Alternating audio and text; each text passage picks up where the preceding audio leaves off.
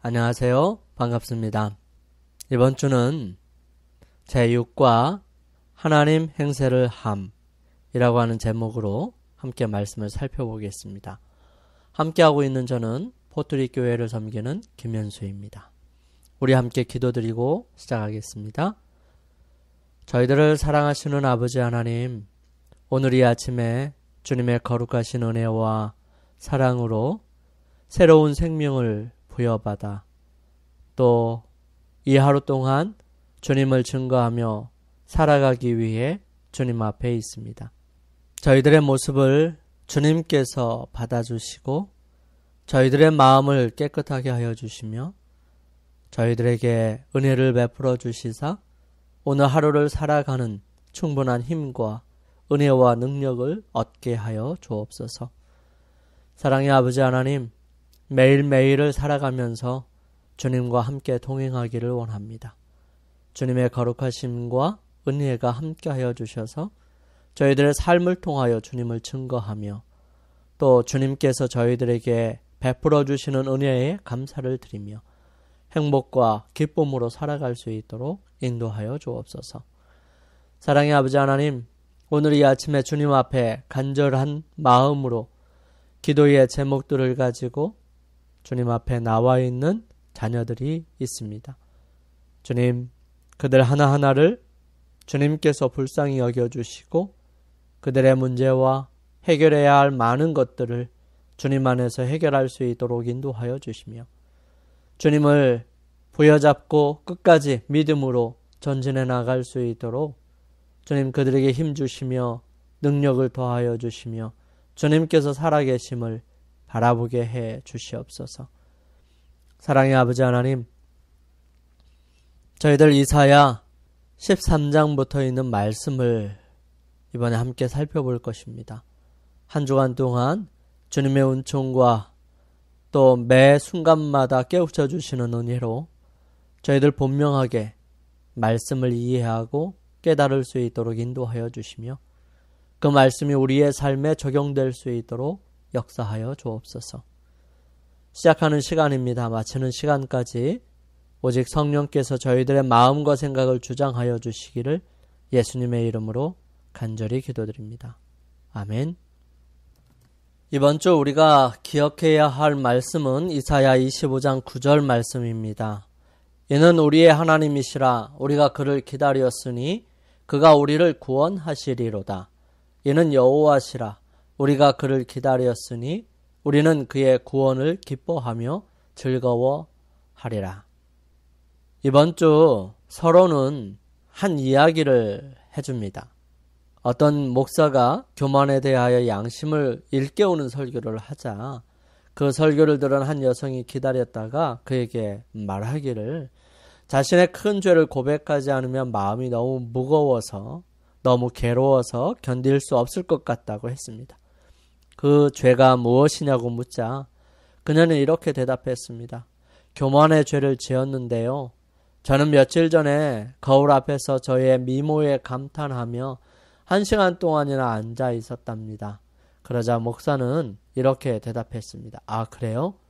그것은 교만의 죄가 아니라 착각의 죄입니다. 힘센 천사의 마음속에서 죄가 생겨난 이래로 교만은 천사나 사람을 가리지 않고 무한정 퍼져나갔습니다. 영적인 교만을 품은 사람의 마음속보다 죄의 문제가 더 심각하게 나타나는 곳은 없습니다. 안타깝게도 영적인 존재들 속에 자리 잡은 이러한 속성은 너무도 부패하여 그들을 위해 누군가 무엇을 하지 않는 이상 그것은 구원을 받을 가능성이 없을 정도였습니다. 이번 주에 우리는 무엇보다도 교만과 자고함의 기원을 살펴보려고 합니다. 선과 악의 대쟁투 사이에는 중립지대가 없습니다. 우리가 따르고 섬기기로 선택한 것이 우리가 받을 심판의 결과를 결정할 것입니다. 하나님은 자비롭게도 그분께서 이미 승리하셨다는 사실을 우리에게 알리셨습니다. 그분은 우리를 어두운 데서 불러내어 그분의 기이한 빛 가운데로 들어가게 하셨습니다. 너희는 애곡할지어다 여호와의 날이 가까웠으니 전능자에게서 멸망이 임할 것이미로다. 이사야 13장 1절은 이사야를 저자로 소개하는 머릿말입니다. 아모스의 아들 이사야가 바벨론에 대하여 받은 경고라. 이사야 13장부터 23장은 여러 나라에 대한 심판의 계시를 담고 있지요. 모압에 대한 경고, 이사야 17장은 다메섹에 대한 경고라, 이사야 19장은 애굽에 관한 경고라, 21장은 해변 광야에 관한 경고라, 같은 21장 후반부에는 두마에 관한 경고라, 또 아라비아에 관한 경고라, 22장은 이상 골짜기에 관한 경고라, 23장은 두로에 관한 경고라. 여러 나라에 대한 예언이 이 바벨론부터 시작합니다. 그 이유가 무엇일까요? 아수르에 대한 심판은 이미 이사야 10장 5절에서 34절에 선언되었습니다. 아수르는 이사야 당시에 가장 큰 위협이었습니다. 그래서 아수르를 무너뜨리기 위한 여호와의 계획은 이사야 14장 24절부터 27절에서 잠깐 되풀이될 뿐인 13장에서 23장에서는 특별히 바벨론에 대해서 다루고 있습니다. 풍부하고 오래된 문화, 종교, 정치적 유산을 부여받은 바벨론은 후에 유다를 정복하고 포로로 잡아가는 초강대국으로 부상합니다. 그러나 인간의 관점에서 볼 때 이사야 당시의 바벨론은 하나님의 백성에게 위협이 될 만한 세력이 아니었습니다. 이사야가 사역했던 시대는 대부분 아수르가 바벨론을 지배하던 시기에 있었지요. 디글랏 빌레셀 3세가 바벨론을 정복하고 바벨론 왕을 블루라는 이름의 왕자 아래 둔다고 선언했던 기원전 728년 이래 아수르 왕들은 바벨론을 여러 번 정복했습니다. 그렇지만 이 바벨론은 마침내 그 지역의 초강대국이 되었는데요. 유다 왕국을 몰락시키는 세력이 되었던 것입니다. 이사야 13장 전체를 한번 읽어보시기 바랍니다. 왜 사랑의 하나님이 이러한 일을 행하시며 이러한 일이 일어나도록 허락하시는 것일까? 이렇게 하면 분명히 무고한 백성이 고통을 당하지 않겠는가 하는 생각이 들지요. 우리는 하나님의 이러한 행동을 어떻게 이해해야 할까요? 이 말씀을 포함하여 하나님의 진노에 대해 언급하는 모든 성경절은 죄악의 참혹한 본성에 대해 무엇을 말해주는지 함께 생각해 볼 수 있었으면 좋겠습니다. 사랑의 하나님이 이렇게 반응하셨다는 사실은 죄가 얼마나 나쁜 것인지를 보여주는 충분한 증거가 됩니다. 우리는 이사야를 통해서 이러한 경고를 바라시는 분이 용서하고 고치며 호소하고 권고하시는 예수님과 동일한 분이시라는 사실을 기억해야 합니다. 이스라엘은 하나님과 언약한 특별한 백성입니다. 그들은 하나님의 백성이 되고 하나님께서는 그들의 하나님이 되시겠다고 약속한 사람들이었습니다. 하지만 그들이 가나안 정복을 채 완성하기도 전에 그들의 삶은 하나님께서 명하신 거룩하고 선한 사랑이 많으신 하나님의 모습을 다른 사람들에게 나타내며 믿음으로 살아가는 삶을 포기합니다. 그들은 더 자극적인 눈에 보이는 신을 원했고 쾌락과 함께 악한 길을 걸어가기를 즐겨하였습니다. 하나님께서는 그들을 경고하고 그들에게 하나님의 보호하심과 은혜가 없으면 어떻게 되는지 끊임없이 보여주셨습니다. 그들이 복을 받는 길이 무엇인지 이미 그들이 언약했을 때에 말씀하셨고 이스라엘 백성들이 고통과 고난을 받는 것은 그러한 언약을 어겼기 때문에 찾아오는 당연한 결과였지 그들이 잘못을 했기 때문에 하나님께서 벌을 주신 것이 결코 아니었던 것입니다. 그들은 끊임없이 주변의 위협과 하나님의 놀라운 능력과 권위 앞에 도전하고 덤벼들었습니다. 그들에게 하나님께서는 충분히 기회와 인내를 보여주셨음에도 불구하고 넘지 말아야 하는 선을 넘어버리고서는 그 결과로 나타나는 결과들을 마치 무자비한 하나님인 것처럼 말 안 들으면 죽여버리는 그런 분처럼 묘사하는 것은 잘못되었던 것입니다. 그렇게 만든 장본인이 바로 사단이었고요. 이스라엘 백성들과 하나님의 견고한 연합의 고리를 금이 가게 하고 비틀어서 떼어놓기 위해 온갖 수단을 다 썼으며 이스라엘 백성들은 그 게임에 넘어가 하나님을 팔아버렸던 것입니다. 마치 하나님을 버리면 더 좋은 미래가 있을 것처럼 꼬드기지만 인간이 살아가는 축복과 은혜는 오직 하나님께로부터만 온다는 사실을 뼈저리게 고통 속에서 아픔을 당하고 난 다음에 어쩔 수 없어서 손드는 식의 비굴함을 조장하여 그들의 마음을 온전하게 하나님께 돌아오지 못하게 하는 비열함으로 가득 채웠습니다. 결국은 하나님께서 여러 선지자들로 경고하고 또 경고하셨고 하나님의 뜻이 어디에 있는지를 분명하게 증거하고 또 증거하셨습니다. 이미 이스라엘은 언약할 때 말씀하셨던 것처럼 그 절차대로 충실하게 이행하시는 하나님의 모습을 가나안 정복 이래 수없이 반복해서 보아왔으며 심지어는 자기 소견에 옳은 대로 하여도 하나님의 뜻인 것처럼 어리숙한 신앙들 속에서도 하나님께서는 그들을 보호하시고 또다시 일으켜 세우시며 도우시고 다시금 회복시켜 주셨습니다. 그럼에도 그들은 끊임없이 하나님을 거부해 왔고요.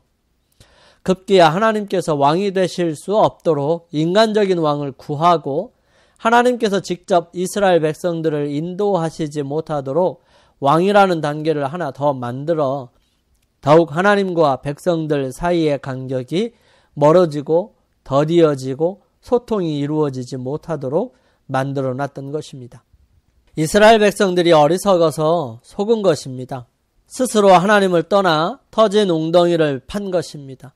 저장하지 못할 터진 웅덩이를 파고 맑고 시원하여 그들을 건강하게 할 샘물을 버려버렸던 것입니다.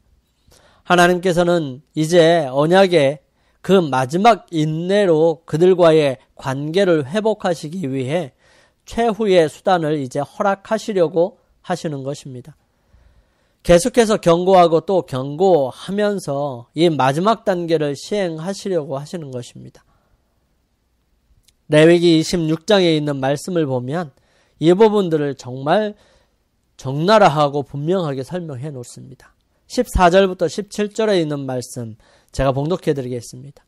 그러나 너희가 내게 청종치 아니하여 이 모든 명령을 준행치 아니하며 나의 규례를 멸시하며 마음에 나의 법도를 싫어하여 나의 모든 계명을 준행치 아니하며 나의 언약을 배반할진대 내가 이같이 너희에게 행하리니 곧 내가 너희에게 놀라운 재앙을 내려 폐병과 열병으로 눈이 어둡고 생명이 쇠약하게 할 것이요 너희의 파종은 헛되리니 너희의 대적이 그것을 먹을 것임이며 내가 너희를 치리니 너희가 너희 대적에게 패할 것이요 너희를 미워하는 자가 너희를 다스릴 것이며 너희는 쫓는 자가 없어도 도망하리라.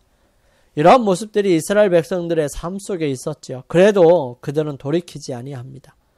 그랬을 때 그래도 돌이키지 아니하면 7배 더 수위를 올리겠다고 말씀하십니다. 내가 너희의 세력을 인한 교만을 꺾고 너희 하늘로 철과 같게 하며 너희 땅으로 놋과 같게 하리니 너희 수고가 헛될지라. 땅은 그 산모를 내지 아니하고 땅의 나무는 그 열매를 맺지 아니하리라. 그래도 돌아서지 아니하면 7배 더 수위를 높이실 것이라고 말씀하십니다. 그러시면서 22절에 계속해서 말씀하십니다. 내가 덜짐승을 너희 중에 보내리니 그들이 너희 자녀를 움키고 너희 육축을 멸하며 너희 수요를 감솟게 할지라 너희 도로가 황폐하리라. 그래도 돌아서지 아니하면 7배 더 수위를 높이겠다고 말씀하십니다. 그러시면서 25절과 26절에 이렇게 기록합니다. 내가 칼을 너희에게로 가져다가 너희의 배약한 원수를 갚을 것이며 너희가 성읍에 모일지라도 너희 중에 연병을 보내고 너희를 대적의 손에 붙일 것이며 내가 너희의 의뢰하는 양식을 끊을 때에 10 여인이 한 화덕에서 너희 떡을 구워 저울에 달아주리니 너희가 먹어도 배부르지 아니하리라. 그래도 돌아서지 아니하면 최후의 수단으로 이들이 다른 나라에 먹힐 것이라고 설명합니다. 29절부터 이렇게 설명합니다. 너희가 아들의 고기를 먹을 것이요 딸의 고기를 먹을 것이며 내가 너희의 산당을 헐며 너희의 태양주상을 찍어 넘기며 너희 시체를 파상한 우상 위에 던지고 내 마음이 너희를 싫어할 것이며 내가 너희 성읍으로 황폐케 하고 너희 성소들로 황량케 할 것이요 너희의 향기로운 향을 흠양치 아니하고 그 땅을 황무케 하리니 거기 거하는 너희 대적들이 그것을 인하여 놀랄 것이며 내가 너희를 열방 중에 흩을 것이요 내가 칼을 빼어 너희를 따르게 하리니 너희의 땅이 황무하며 너희의 성읍이 황폐하리라. 그 마지막이 대적에게 잡혀가게 하는 것이었습니다. 이제 이스라엘 백성들은 북방 이스라엘과 남방 유다로 나누어져서 이제 곧 북방 이스라엘이 망할 것이고 그 후에 남방 유다도 망하게 될 것이었습니다. 그럼에도 불구하고 하나님께서는 이런 열국들이 패권을 자랑하는 나라들에게 경고를 날리십니다. 아무리 죄를 짓고 말을 듣지 아니하여도 하나님께서는 그 백성들을 당신의 백성으로 그분의 나라를 고통스럽게 한 그 나라를 죄 없다고 하지 않을 것이라는 것입니다. 하나님께서는 죄를 미워하십니다. 어떤 나라라 할지라도 그들이 죄를 버리지 않는 한 그 나라는 하나님 앞에 안전하지 못할 것입니다. 악의 세력에 대한 하나님의 진노와 심판은 죄의 심각성을 증명하며 공의는 사랑만큼이나 부인할 수 없는 하나님의 본성임을 깨닫게 해주는 것입니다. 바벨론이 무너졌다고 선포하는 요한계시록 14장의 기별은 전에는 순결하였으나 그 후에 타락한 종교단체들에 적용될 수밖에 없다. 더욱이 요한계시록 18장에서 하나님의 백성들은 바벨론에서 나오라는 호소를 듣고 있다. 이 성경절에 의하면 하나님의 여러 백성들이 바벨론 가운데 있는 것이 분명하다. 각시대의 대쟁투 382페이지에 있는 말씀이에요. 오늘 말씀을 통해서 열국에 임한 심판들을 통해 이스라엘 백성들이 죄를 지었지만 그 이스라엘 백성들이 죄 지음으로 인하여 하나님의 보호하심에서 떠났을 때에 많은 기타 열국들이 하나님의 백성들을 괴롭히고 그 백성들을 힘들게 하고 파괴하고 잔혹한 모습들로 대했을 때 하나님께서는 그러한 백성들을 그렇게 대한 그 열국들을 결코 용서하시지 않으실 것이라는 겁니다. 그 열국들이 하나님의 말씀에 계속해서 순종하지 아니하므로 결국은 그들이 죽게 되는 수밖에 없게 되는데요. 이 모든 것들을 미리 경고하시는 것입니다. 주변에 있는 나라들, 열국들에 대하여 경고하시는 것입니다. 이 경고가 그들의 삶에 받아들여지게 되고 회개하고 돌아오게 돼야 될 텐데 이 열국들이 결국은 그렇지 않을 것이기 때문에 멸망할 수밖에 없다는 사실이죠. 이러한 모습들을 우리는 함께 살펴봅니다. 이제 우리는 다음 시간에 이 바벨론에 대해서 좀 더 구체적으로 살펴보기를 원합니다. 우리 함께 기도드리고 마치겠습니다. 저희들을 사랑하시는 아버지 하나님, 저희들의 모습이 이스라엘 백성들처럼 하나님께 반역하고 회개하지 아니하고 돌아서지 아니하므로 최후의 심판인 완전히 멸망하게 되는 그러한 모습으로 자처하지 아니하도록 주님 저희들을 일깨워 주시고 회개하게 하여 주시며 돌아서게 하여 주시옵소서. 주의 놀라우신 섭리와 은혜가 저희들의 삶 속에 늘 함께하옵시기를 간절히 소망하오며 저희들을 사랑하시는 우리 주님 예수 그리스도의 이름으로 간절히 기도드립니다. 아멘. 이제 오늘 하루를 주님 안에서 승리하시기 위하여 여러분 각자 개인적으로 주님 앞에 머물러 있게 되기를 바랍니다. 저는 내일 이 시간 다시 찾아뵙겠습니다. 감사합니다.